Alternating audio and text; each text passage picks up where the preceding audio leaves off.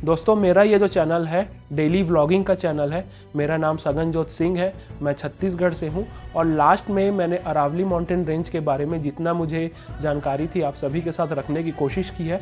अगर आप व्लॉग नहीं देखना चाहते हैं तो यहाँ पे ना मैं टाइम फ्लैश कर दूंगा, आप वीडियो को स्किप करके सीधा उस टाइम पे पहुँच जाइएगा और अरावली माउंटेन रेंज के बारे में जो मैंने जानकारी दी है उसके बारे में आप कमेंट ज़रूर कीजिएगा। तो वीडियो को अंत तक ज़रूर देखिए।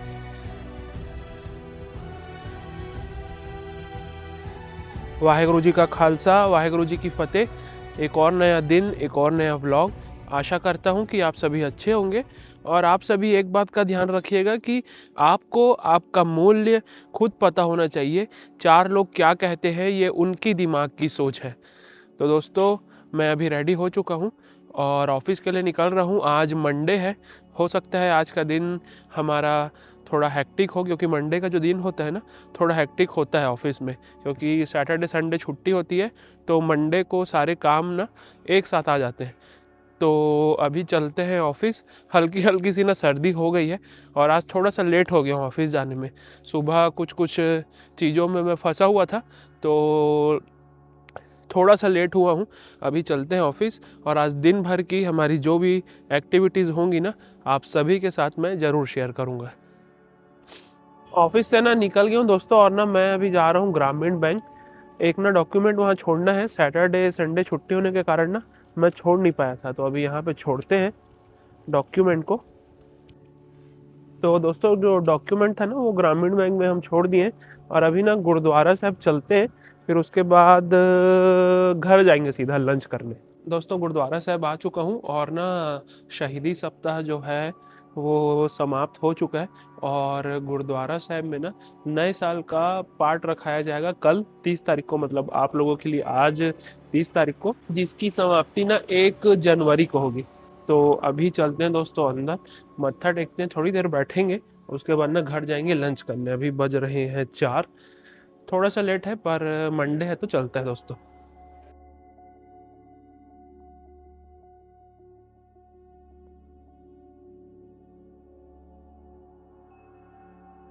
तो घर आ चुका हूँ दोस्तों और ना अभी लंच करते हैं। फिर ना जो निशान साहब हम दिए थे ना सिलने के लिए वो रेडी हो गया है। उनका कॉल आया था भैया का, तो टेलर भैया का, तो उसको ना लेने जाएंगे फिर और ना गुरुद्वारा साहब में छोड़ेंगे, क्योंकि मेरे ख्याल से 5 जनवरी को ना चेंज होना निशान साहब का चोला।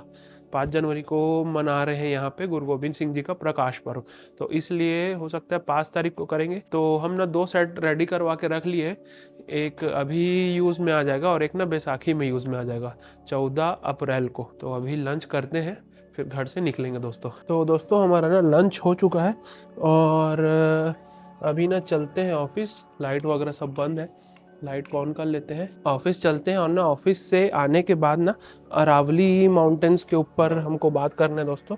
तो उसके ऊपर ना बात करेंगे और जितनी हमको जानकारी है ना आपको देने की कोशिश करेंगे। तो दोस्तों ऑफिस का काम ना हमारा कंप्लीट हो गया है, तो अभी बैग पैक करते हैं और घर चलते हैं। घर पहुंच के ना अरावली माउंटेन्स के बारे में बात करेंगे दोस्तों। तो दोस्तों मैं घर आ चुका हूं और ना अरावली माउंटेन रेंज के बारे में आज बात करेंगे। पिछले 4-5 दिनों में वो वीडियोस मैं देख रहा हूँ अरावली माउंटेन रेंज के बारे में, तो जितना मुझे समझ आए ना आप सभी के साथ वो मैं ज्ञान साझा करना चाहता हूँ। दोस्तों अगर कोई इंसान 6 फुट से लंबा नहीं है तो वो इंसान कहलाने के लायक ही नहीं है। ये सुनने में कितना बेतुका सा लगता है, तो मैं अगर आपको बताऊं कि ऐसा ही सेम डेफिनेशन इंडिया की ओल्डेस्ट माउंटेन रेंज को डिफाइन करने के लिए दिया गया है तो आपको कितना बेतुका लगेगा। आपको एक बार में विश्वास बिल्कुल भी नहीं होगा, क्योंकि मुझे भी एक बार में विश्वास हुआ ही नहीं था कि कोर्ट ने इस प्रकार की डेफिनेशन एक्सेप्ट भी कर ली होगी। तो दोस्तों जानते हैं क्या है ये अरावली माउंटेन रेंज, और अगर इसको लैंड माफियाज और माइनिंग माफियाज को सौंप दिया जाएगा तो हमें और वाइल्ड लाइफ को और जो नेचर है उसको क्या क्या प्रभाव पड़ेगा। दोस्तों अरावली माउंटेन्स जो है ना दुनिया के सबसे पुराने माउंटेन्स में से एक है। ये 1.8 to 3.2 बिलियन ईयर ओल्ड है और इंडिया की ओल्डेस्ट माउंटेन रेंज है।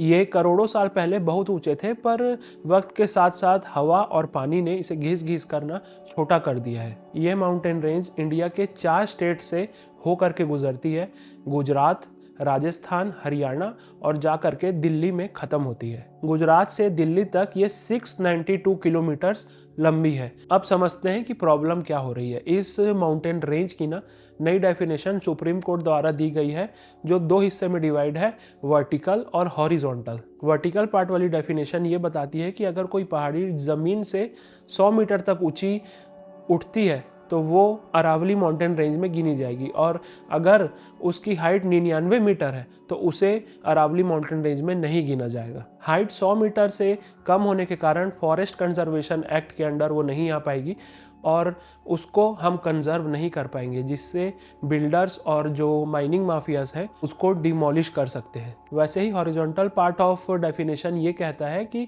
अगर 2 माउंटेन रेंज है ना, उनके बीच का डिस्टेंस 500 मीटर है तभी वो अरावली माउंटेन रेंज में गिने जाएंगे। अगर 500 से ज़्यादा उनका डिस्टेंस है तो वो अरावली माउंटेन रेंज में नहीं गिना जाएगा। तो इससे मेन दिक्कत ये हो रही है कि जो अरावली माउंटेन रेंज का पूरा एरिया है ना, वो 90% इस दोनों रूल के अंडर नहीं आता है। मतलब बहुत सी पहाड़ियाँ ऐसी है जो 100 मीटर से कम है और बहुत सी पहाड़ियाँ ऐसी है जिनके बीच का डिस्टेंस 500 मीटर से ज़्यादा है, तो उनको अरावली माउंटेन रेंज में नहीं गिना जाएगा और उनको जो माइनिंग वाले हैं वो डिमोलिश कर सकते हैं। और ऐसे में 90% अरावली माउंटेन रेंज खत्म हो सकता है और 8.7% ही पहाड़ियाँ ऐसी हैं जो 100 मीटर से ऊंची है। साथियों, टोटल 12,081 पहाड़ियाँ हैं, जिसमें 11,033 पहाड़ियाँ जो है 100 मीटर वाला रूल क्वालिफाई ही नहीं कर पाएगी और 1048 पहाड़ियाँ ही ऐसी है जो 100 मीटर वाला रूल क्वालिफाई कर पाएंगी, यानी कि अरावली माउंटेन रेंज की पहाड़ियाँ कहला पाएंगी। तो आप खुद समझो कि अगर हम 90% अरावली माउंटेन रेंज को ख़त्म कर दें तो जो पहाड़ियाँ ऐसे दिखती है तो वो घट करके ऐसी हो जाएंगी। और अगर अरावली माउंटेन रेंज नई डेफिनेशन की वजह से ऐसे दिखी तो हमारे पूरे देश में कई प्रकार के डिजास्टर्स, इकोलॉजिकल डिजास्टर्स आने के चांसेस हैं। सबसे पहली और सबसे मेजर दिक्कत होगी थार डेजर्टिफिकेशन की। थार डेजर्ट, जिसे द ग्रेट इंडियन डेजर्ट कहते हैं, वो सिर्फ एक रेत का ढेर नहीं है। ये एक ऐसा हिस्सा है जो राजस्थान के वेस्टर्न साइड और पाकिस्तान के बहुत बड़े एरिया में फैला हुआ है। आप मैप में देख सकते हैं, लेफ्ट साइड में पाकिस्तान है, राइट साइड में इंडिया है और बीच में अरावली रेंज है, जिसके पीछे दिल्ली, हरियाणा और उत्तर प्रदेश छुप के बैठे हुए हैं। अब समझने वाली बात यह है कि डेजर्ट जो है एक रुकी हुई चीज़ नहीं है, ये चलने वाली चीज़ है, ये एक हालात है, एक कंडीशन है जो हमेशा आगे बढ़ते रहता है या पीछे बढ़ते रहता है, जिसमें लाखों टन रेत के कण हवा में उड़ते हैं। और अगर हम इन रेत के कणों को नहीं रोकेंगे तो जो हमारी उपजाऊ ज़मीन है उनको ये प्रभावित कर सकते हैं। जब उपजाऊ ज़मीन पर रेत की परत जमने लग जाती है तो डेजर्ट बनने लगता है और रेत के कण हमारी उपजाऊ जमीन को बंजर बना देते हैं। इस पूरे प्रोसीजर को डेजर्टिफिकेशन कहते हैं। अगर अरावली माउंटेन रेंज की 90% पहाड़ियों को हम काट दें तो दिल्ली, हरियाणा और उत्तर प्रदेश के इलाकों को हम डेजर्टिफिकेशन से प्रभाव होने पर नहीं बचा सकते हैं, क्योंकि अरावली अगर नहीं रहेगी तो पूरी डेजर्ट की रेत है उत्तर प्रदेश, दिल्ली और हरियाणा पे बरसात की तरह बरसेगी। जो गर्म लू चलती है वो और भी ज़्यादा गर्म हो जाएगी, क्योंकि बीच का जो ठंडा जंगल है उसको तो हम काट रहे हैं। तो थार रेगिस्तान जो है वो दिल्ली की तरफ शिफ्ट होना चालू हो जाएगा और अगले कुछ समय में दिल्ली का भी जो वेदर है वो राजस्थान की तरह सूखा पड़ना चालू हो जाएगा। और दूसरा बड़ा मुद्दा यह है दोस्तों कि कॉरिडोर को हम ख़त्म कर देंगे। हमने ये तो सोच लिया है कि इंसानों पे इसका क्या असर पड़ेगा, पर हम ये नहीं सोच रहे जो वाइल्ड लाइफ है, जो जानवर है, पशु है, पक्षी हैं, उन पे इसका क्या असर पड़ेगा। 19% पहाड़ियाँ तोड़वा के हम न जाने कितने जानवरों का घर और उनके आने जाने का रास्ता तोड़ रहे हैं। और हम जब ये माउंटेन्स कट कर देंगे ना तो वो अपने लिमिटेड एरिया में ही फंस जाएंगे, मतलब अपने ही जंगल में वो कैद होकर के रह जाएंगे। और साथियों, उसके बाद तीसरी सबसे बड़ी दिक्कत जो होगी ना वो होगी वाटर मैनेजमेंट की। अगर आपने ये वीडियो यहाँ तक देख ली है तो आप भी समझ गए होंगे कि ये जो नया 100 मीटर वाला रूल है असल में एक लाइसेंस है बर्बादी का। अब तीसरी प्रॉब्लम समझते हैं कि ये वाटर क्राइसिस वाली प्रॉब्लम है क्या। तो अरावली माउंटेन रेंज और एक सिटी दोनों ही बरसात के पानी के साथ अपोजिट रिएक्ट करते हैं। अरावली माउंटेन रेंज बरसात के पानी को स्पॉन्ज की तरह एब्जॉर्ब करती है। स्पॉन्ज की तरह पानी को एब्जॉर्ब करने के कारण जो हमारा अंडर वाटर रिसोर्स है वो रिचार्ज होता है।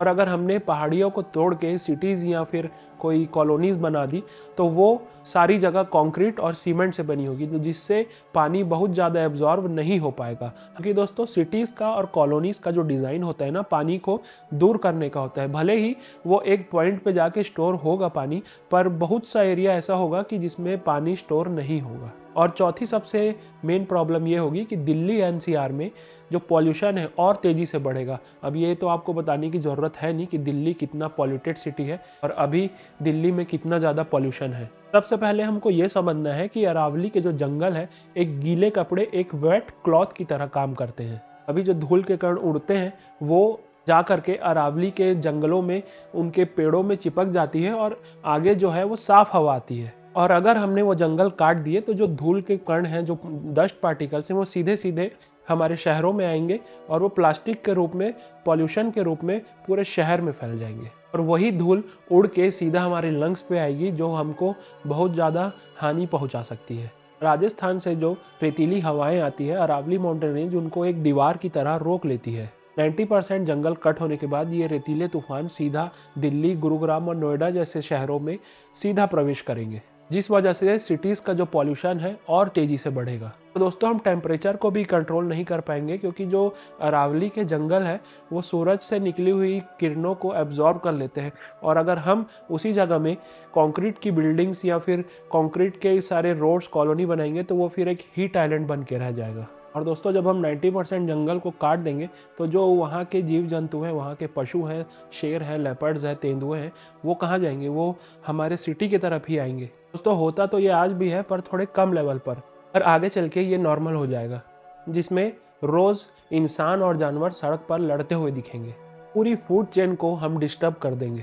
साथियों, अरावली एक माउंटेन रेंज ही नहीं, एक बायोलॉजिकल लाइब्रेरी है, जहाँ पे 400 plant species, 200 bird species, 100 butterfly species, 20 reptile species और बहुत से मैनिमल रहते हैं, जो कि 100 मीटर रूल आने से ख़त्म हो जाएंगे। अगर ये पहाड़ हमने कट कर दिया तो कोई भी एआई, कोई भी टेक्नोलॉजी ये 250 करोड़ पुराने पहाड़ों को वापस नहीं ला पाएगी। अगर हम जैसे मामूली से इंसानों को ये सारे प्रॉब्लम्स दिख रहे हैं, तो जो रूल पास किए हैं उनको ये प्रॉब्लम्स क्यों नहीं दिख रहे, जबकि उनके पास तो बहुत से एक्सपर्ट्स हैं, बहुत सी टेक्नोलॉजी है जिनसे ये सब चीज़ें पता कर सकते हैं। दोस्तों ये सारे मेजर प्रॉब्लम्स हमको सफ़र करने पड़ेंगे अगर हम अरावली माउंटेन रेंज को कट कर देंगे। हम सभी को मिलके इसके खिलाफ आवाज़ उठानी चाहिए। बहुत से लोग इसके लिए प्रोटेस्ट कर रहे हैं, बहुत से लोग सड़कों पे आ चुके हैं, बहुत से लोगों ने ट्वीट भी किया है और सोशल मीडिया में भी ये बहुत ज़्यादा ज्वलंत मुद्दा है। तो आप सभी भी अरावली को बचाने के लिए जो जो भी आप काम कर सकते हैं, प्रोटेस्ट कर सकते हैं या फिर सोशल मीडिया पे आप एक्टिव होइए और कोशिश कीजिए कि हम अरावली को बचा सकें। तो दोस्तों ये सारी जानकारी मुझे अरावली माउंटेन रेंज के बारे में मैंने 4-5 दिन से कुछ वीडियोस देखी थी। तो ये बहुत ज़्यादा गंभीर विषय है हमारे देश का। और जैसे कि आपने देखा है हसदेव जंगल भी और बहुत से ऐसे जंगल है जिनको गवर्नमेंट काट के कुछ चुनिंदा लोगों को दे रही है। तो हमको इसके खिलाफ आवाज़ उठानी ही चाहिए, प्रोटेस्ट करना ही चाहिए और जितना हो सके हम अपने जंगल को, पशु पक्षियों को बचा के रखें, क्योंकि आगे आने वाला समय बहुत ज़्यादा गंभीर हो जाएगा अगर ये सब हम नहीं बचा पाएंगे। तो आप कमेंट सेक्शन में ज़रूर बताइएगा कि आपको ये वीडियो कैसी लगी, और अगर मैंने कुछ गलत जानकारी दे दी है, गलत डाटा दे दिया है, तो आप उसके बारे में भी कमेंट कीजिएगा। और अगर और आप एक्स्ट्रा जानकारी जानते हैं अरावली माउंटेन रेंज के बारे में तो वो भी कमेंट ज़रूर कीजिएगा। तो आज के व्लॉग को हम यहीं एंड करते हैं, आज के लिए बस इतना ही रखते हैं। वाहेगुरु जी आप सभी को चढ़दी कला में रखे। वाहेगुरु जी का खालसा, वाहेगुरु जी की फतेह।